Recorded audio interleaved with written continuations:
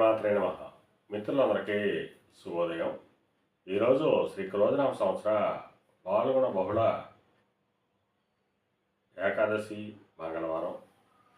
ఈరోజు మార్చి 25, 2025 తేదీ మంగళవారం. ఈరోజు శ్రవణ నక్షత్రం. ఈరోజు వజ్రం తెల్లవారుజాము 4:19 5:52 వరకు ఉంది. దుర్ముహూర్తం ఉదయం 8:32 9:20 వరకు ఉంది. మరలా తిరిగి దుర్ముహూర్తం రాత్రి 10:53 11:41 వరకు కూడా దుర్ముహూర్తం ఇవ్వడం జరిగింది. ఈరోజు పంచాంగరీత్యా ఈ రకమైన ఫలితాలు గోచరిస్తున్నాయి. అలాగే ఈరోజు నక్షత్రం శ్రవణ నక్షత్రం ఎవరికి తారాబలం కుదురుతుందో మనం పరిశీలించినట్లయితే అశ్విని, కృత్తిక, మృగశిర, ఆరుద్ర, పుష్యమి, మఖ, ఉత్తర, చిత్త, విశాఖ, అనురాధ, మూల, ఉత్తరాషాఢ, ధనిష్ట, శతతార, ఉత్తరాభద్ర. ఈ నక్షత్రంలో జన్మించినటువంటి మన మిత్రులందరికీ కూడా ఈరోజు నక్షత్రం అనేటువంటి శ్రవణం అనుకూలంగా ఉంటుంది. అందువలన ఇప్పుడు చెప్పుకున్నటువంటి నక్షత్ర జాతకులందరికీ ఈరోజు సౌకర్యంగా ఉండే అవకాశం ఉంది.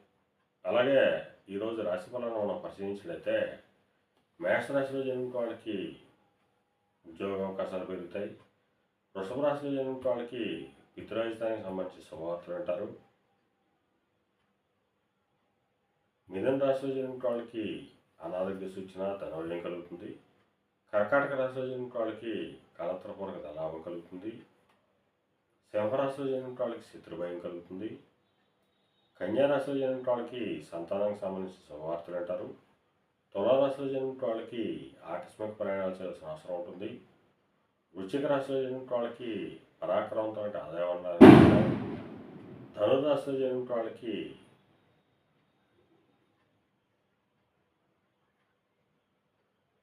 ధనాదాయ వనరులు వృద్ధి చెందుతాయి. మకర రాశిలో జన్మించిన వాళ్ళకి కొద్దిపాటి ఆరోగ్యం చేకూరుతుంది.